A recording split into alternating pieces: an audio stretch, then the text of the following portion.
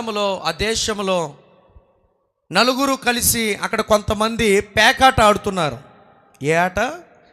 పేకాట ఆడుతున్నారు.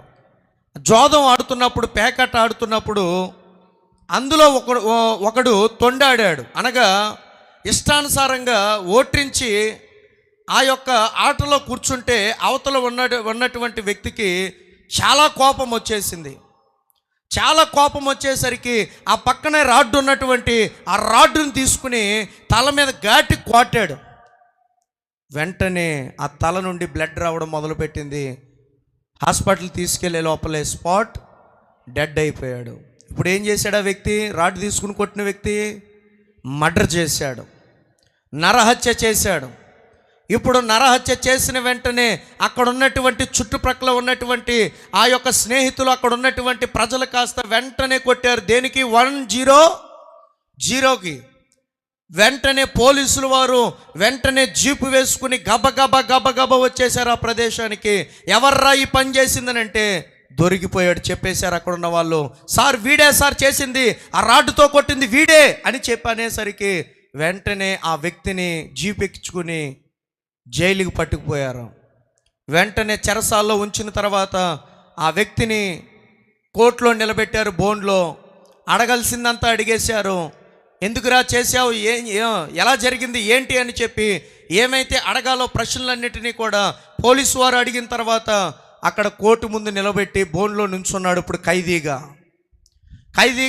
నిలవబడి ఉంటే వెంటనే అక్కడ ఉన్నటువంటి న్యాయస్థానం దగ్గర ఉన్నటువంటి ఆ న్యాయవాది, ఆ జడ్జి గారు అడుగుతున్నారు, నువ్వేనా ఈ నరహత్య చేసింది అని చెప్పి అని అడిగితే వెంటనే ఆ వ్యక్తి చెబుతున్నాడు నేనే అని చెప్పి.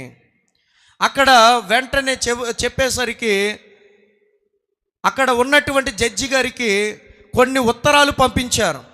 ఆ ఊరిలో ఆ కుర్రవాడు ఏ ఊర్లో అయితే నివసిస్తాడో ఆ ఊరిలో ఉన్నటువంటి చాలా కొన్ని వందల వేల ప్రజలు ఏం చేశారంటే ఉత్తరాలు రాసి జడ్జి గారికి ఉరిశిక్ష వేస్తే అని చెప్పి వాళ్ళు ఎన్నెన్నో ఉత్తరాలు రాసేసరికి ఆ న్యాయవాదిగా ఉన్నటువంటి ఆ జడ్జి గారికి హృదయం ఏమైపోయిందంటే కరిగిపోయింది. అప్పటికే ఆయనకి ఏం వేసాడంటే ఇతడు చేసినటువంటి ఈ నరహత్యకి ఈ యొక్క ఉరిశిక్ష వేస్తున్నాను అని చెప్పి ఉరిశిక్ష ఖరారు చేసేసారు. ఉరిశిక్ష వేయాలి అని చెప్పి ఉత్తరం రాసి సంతకం వేసి మరి వెంటనే ముద్ర గుద్దేసరికి ఆ వ్యక్తి ఇంకొక 2 రోజుల్లో ఎక్కడ వెళ్ళబోతున్నాడు? ఉరిశిక్షకి వెళ్ళిపోబోతున్నాడు. వెంటనే ఇప్పుడు ఆ ఉత్తరాలు చూస్తేనేమో కన్నీళ్ళు వస్తున్నాయి జడ్జి గారికి. ఆ ఉత్తరాలు చదివేసరికి హృదయం మొత్తం కూడా కరిగిపోతుంది. అలా కరిగేసరికి వెంటనే ఇంట్లో ఆలోచిస్తున్నాడు జడ్జి గారు. ఇంట్లో పడుకుంటున్నప్పుడు నిద్ర పట్టటం లేదు. వెంటనే లోపల తనని క్షమించాలి, ఆ వ్యక్తిని ఎలాగైనా కూడా ఆ ఉరిశిక్ష నుండి తప్పించాలి అని చెప్పి ఎంతగానో ఆయన తాపత్రయపడుతూ ఉంటే సంవత్సరానికి ఒక ఖైదీని విడుదల చేసేటటువంటి అవకాశం ఎవరి చేతిలో ఉందండి? జడ్జి గారి చేతిలో ఉంటుంది. ఎవరి చేతిలో? జడ్జి గారి చేతిలో ఉంటుంది. వెంటనే ఆ జడ్జి గారు ఏం చేశారునంటే ఈ వ్యక్తిని ఎలాగైనా కూడా విడిపించాలి అని చెప్పి ఆ ఒక ఉత్తరాన్ని రాయడం ప్రారంభించాడు. ఎట్టి పరిస్థితుల్లో ఇతనికి ఉరిశిక్ష పడడానికి వీలు లేదు అని చెప్పి, ఏ చేత్తో అయితే ఉరిశిక్ష పడాలి అని చెప్పి జడ్జి గారు రాయడం జరిగిందో అదే చేత్తో ఇతనికి ఉరిశిక్ష పడకూడదు, సంవత్సరానికి ఒక ఖైదీని రిలీజ్ చేయాలి అని చెప్పి ఉద్దేశించి ఈ ఉత్తరాన్ని రాస్తున్నాను అని చెప్పి ఇట్లు మీ జడ్జి గారు అని చెప్పి తన పేరు రాసి అక్కడ గవర్నమెంట్ వారి యొక్క ముద్ర గుద్ది వెంటనే సంతకం పెట్టి ఆ పేపర్ని ఉత్తరం తీసుకుని ఇలాంటి లెటర్లో తీసుకెళ్ళాడు జడ్జి గారు. ఎక్కడికి తీసుకువెళ్ళాడో తెలుసా? చెరసాల్లో పెట్టారు కదా, జైల్లో పెట్టారు కదా, ఇంకా రేపే ఉరి తీయబోతుండగా ఇప్పుడు కాస్త ఈ ఉత్తరాన్ని తీసుకువెళ్ళినటువంటి ఆ జడ్జి గారు కాస్త లోపల చెరసాల అధిపతి ఉన్నాడు.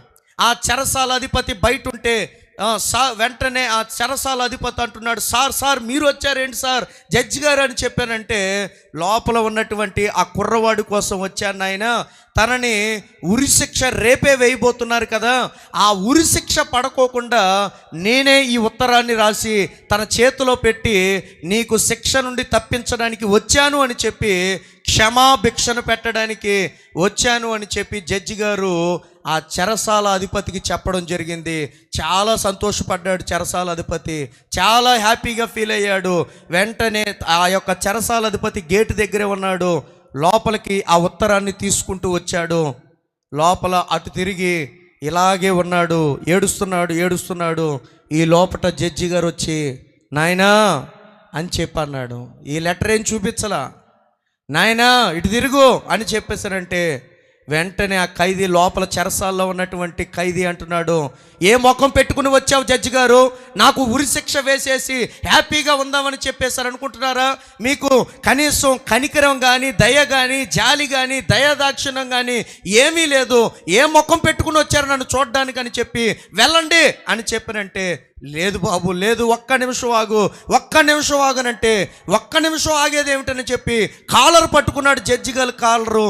వెంటనే అసలు విషయం ఏంటో కూడా వినకోకుండా తాను ఏమైపోతున్నాడనంటే, లోపల మండిపోతున్నాడు. లోపలంతా కూడా బాగా కోపం పెంచేసుకుని అసలు మాట్లాడనివ్వకోకుండా, అసలు ఎందుకు వచ్చాడో దేనికి వచ్చాడో జడ్జి గారిని కనీసం ఒక్క మాట కూడా మాట్లాడనివ్వకోకుండా వెళ్ళండి ఇక్కడి నుంచి అని చెప్పి తోసేశాడు అక్కడి నుంచి. జడ్జి గారు ఇంకా కన్నీళ్ళు పెట్టుకుని, నేను క్షమాభిక్షను పెట్టడానికి, తనకి ఉరిశిక్ష పడుకోకుండా చేయడానికి నేను వస్తే నా క్షమాభిక్ష కాదనుకుని చెప్పి కాలదనుకుని ఇప్పుడు ఏం చేశాడండి, ఆ క్షమాభిక్షను చేతులారా కాలదనుకుని ఇక వెళ్ళిపోయాడు. ఇక ఆ లెటర్ని కూడా తీసుకొచ్చినటువంటి ఆ లెటర్ని మొత్తం కూడా చింపేసి డస్ట్బిన్లో పడేసేసాడు ఆ జడ్జి గారు. అక్కడ ఉన్నటువంటి గేట్ దగ్గర ఉన్నటువంటి చెరసాల అధిపతి మొత్తం అంతా కూడా సీన్ అంతా కూడా గమనించి, వెంటనే చెరసాల అధిపతి గబగబా వచ్చాడు. ఆయన వెళ్ళిపోయిన తర్వాత, ఒరే పిచ్చోడా మంచోడురా నువ్వు, ఆయన జడ్జి గారు ఎందుకు వచ్చారో తెలుసా నీకు రేపే ఉరిశిక్ష పడబోతుంటే ఆయన సంవత్సరానికి ఒక ఖైదీని రిలీజ్ చేయాలని చెప్పి ఆయన చేతుల్లోనే ఉంటుంది, నీకు క్షమాభిక్షను పెట్టడానికి వచ్చాడు, నీ తప్పును క్షమించడానికి వచ్చాడు, నీకు ఉరిశిక్ష పడుకోకుండా చేయడానికి వస్తే నీ చేతులార కాలదనుకుని క్షమాపణ వద్దనుకుని చెప్పి ఆయన కాలర్ పట్టుకుని గెంటేశావు, నువ్వు ఒక దుర్మార్గుడవరా, నీకు ఇలాగే ఉండాలి అని చెప్పి. కానీ చెరసాల అధిపతి కూడా కోపం వచ్చేసింది. వెంటనే అతను అనుకున్నాడు, అసలు జడ్జి గారు ఎందుకు వచ్చాడో కూడా ఆ వ్యక్తికి తెలియలేదు. ఫస్ట్ ఏడుస్తున్నాడు, కన్నీరు పెట్టుకుంటున్నాడు, జుట్టు లాక్కుంటున్నాడు, మొత్తం బట్టలు చించేసుకుంటున్నాడు. వెంటనే ఎంత గీర్చుకున్న ప్రయోజనం ఏముంది, తలకై తీసి ఆ చెరసాలలో గోడకి గుద్దుకుంటున్నాడు, రక్తం కారుతుంది. అనవసరంగా చేతులారా ఆ క్షమాపణని నేను కాలదనుకున్నాను, అయ్యో అని చెప్పి ఎంత ఏడ్చిన ప్రయోజనం ఏముంది. ఉదయాన్నే తీసుకువెళ్ళారు ఆ వ్యక్తిని, ఉరిశిక్ష ఎక్కడ వేస్తారో అక్కడ నిలవబెట్టారు.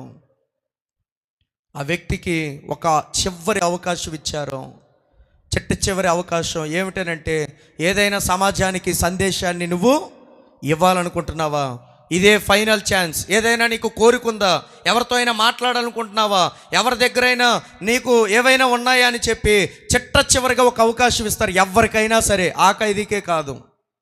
వెంటనే అడిగారు, ఏమైనా సందేశం ఇవ్వగలుగుతావని అంటే, వెంటనే ఆ ఖైదీ చెబుతున్నాడు, సార్ నేను ఇస్తాను, ఒక్కసారి అక్కడ కెమెరా షూట్ చేయండి అని చెప్పి.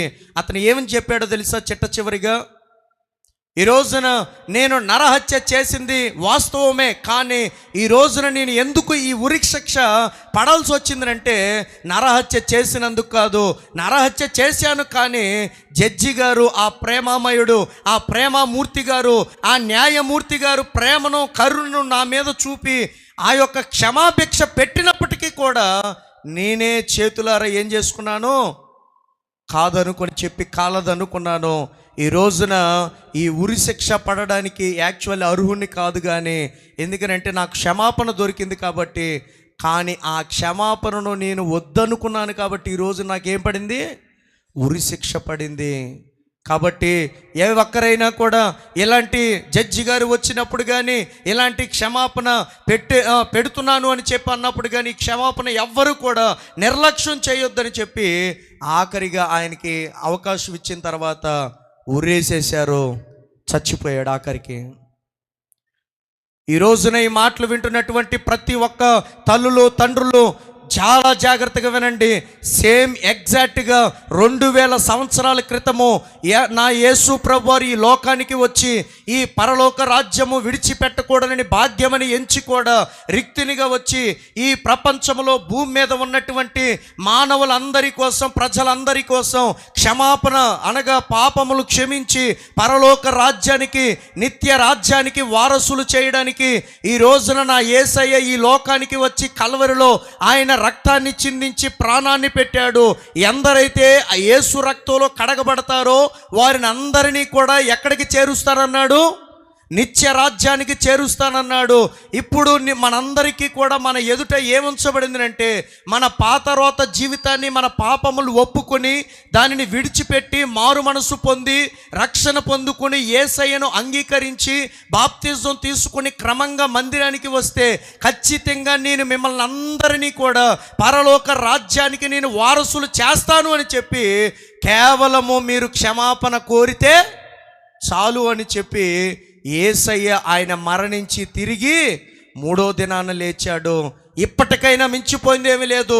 నువ్వు హిందువు అయినా, ముస్లిం అయినా, క్రిస్టియన్ అయినా, ఎవరివైనా కూడా ఈ రోజున ఆయన క్షమాపణను కాదనుకొని చెప్పి కాళ్ళదన్నుకుంటే ఆ ఖైదీ ఎగ్జాక్ట్గా ఏ విధంగా ఆ క్షమాపణను పెట్టినప్పటికి కూడా, క్షమాభిక్షను పెట్టినప్పటికీ కూడా నాకొద్దు అని చెప్పి కాళ్ళదన్నుకున్నాడో ఆఖరికి ఉరిశిక్ష ఏ విధంగా పడిందో ఈ రోజున సైతానుడు గర్జించు సింహం వలె వాడు కంకణం కట్టుకుని ఎవరిని నరకానికి ఈడ్చుకుపోదామా, ఎవరిని పాతాళానికి ఈడ్చుకుపోదామని చెప్పి వాడు సిద్ధంగా కాచుకుని ఉన్నాడు. కాబట్టి ఈ రోజున చిట్ట చివరిగా నా యేసయ్య ప్రతి ఒక్కరిని కూడా క్షమించడానికి సిద్ధంగా ఉన్నాడు.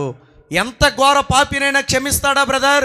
ఇప్పటికీ కూడా చెబుతున్నాడు నా యొక్క యేసయ్య, నువ్వు ఎంత త్రాగుబోతువైనా, నువ్వు ఎన్ని సిగరెట్లు తాగేవాడువైనా, నువ్వు ఎంతమంది అమ్మాయిలతో వ్యభిచారం చేసిన వాడవైనా, ఆఖరి క్షణంతో నీకు ఒక అవకాశం ఇస్తున్నాడు. ఏమిటంటే ఈ అవకాశాన్ని కనుక నువ్వు నిర్లక్ష్యం చేస్తే, ఇంత గొప్ప రక్షణను నువ్వు నిర్లక్ష్యం చేస్తే ఇక నిన్ను ఈ ప్రపంచంలో తప్పించే నాదుడు ఎవ్వరూ లేరు. కాబట్టి ఇప్పటికైనా మించిపోయింది ఏమీ లేదు. ఈ క్షణంతో నువ్వు అడగలిసిందల్లా ఏంటో తెలుసా? ప్రభువా, తెలుసో తెలియకో చేసినటువంటి నా పాపాలన్నిటినీ కూడా క్షమించు నాయనా అని చెప్పి ఆయన పాదాలు పట్టుకొని పశ్చాత్తాపపడితే ఖచ్చితంగా కనికరించబడతావు. ఇది వాస్తవం. కాబట్టి ఈ సత్యాన్ని గ్రహించి ఈ క్షమాపణను మనం కోరుకున్నట్లయితే మనలందరినీ కూడా క్షమించి ఆయన రక్తములో కడిగి పవిత్రులుగా చేసి పరిశుద్ధులుగా తీర్చి ఆయన పరలోక రాజ్యానికి చేర్చుకుంటానన్నాడు. కాబట్టి అట్టి రీతిగా మనందరము కూడా నిత్య రాజ్యమునకు వారసులు అవుదుము గాక. ఆమెను. అందుకని యోహాను సువార్తలో 3:16 అంటాడు, దేవుడు లోకమును ఎంతో ప్రేమించాడు కాబట్టి ఎందరైతే ఆయన అద్వితీయ కుమారుని యందు ఆ యొక్క ప్రభు అయినటువంటి యేసుక్రీస్తు వారినందు ఎందరైతే విశ్వాసం ఉంచుతారో వారు నశింపక నిత్య జీవాన్ని పొందుకుంటారు. కాబట్టి ఇంత క్షమాపణ ఏ దేవుడైనా ఇచ్చాడనంటే ఏ ఒక్కరు కూడా ఇవ్వలేకపోయారు. ఇప్పటికైనా నువ్వు నిర్లక్ష్యం చేయడానికి వీల్లేదు. ఇక ఇప్పటికి కూడా నిర్లక్ష్యం చేస్తే అది నీ చేతిలోనే ఉంది. నమ్మితే రక్షణ, నమ్మకపోతే శిక్ష. Option is yours. దేవుడు